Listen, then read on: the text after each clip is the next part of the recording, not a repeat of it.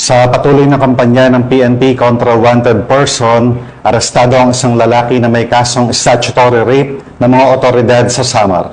Naaresto ang suspect sa mabilis at agarang aksyon ng PNP upang masiguro ang kaligtasan ng bawat mamamayan at mabigyan ng hustisya ang nabiktima nito. Nakatutok dyan si Patrolwoman Camberley Flores.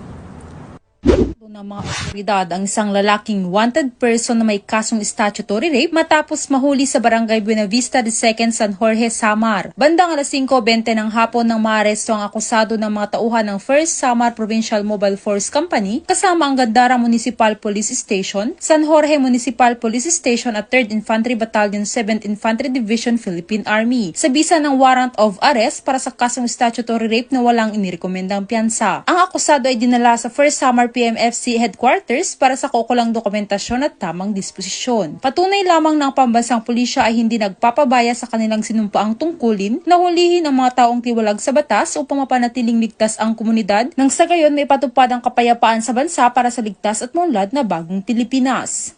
Mula dito sa Tacloban City, ako ang inyong BNN correspondent, Patrolwoman Flores, alagad ng batas, tagataguyod ng Balitang Pilipinas.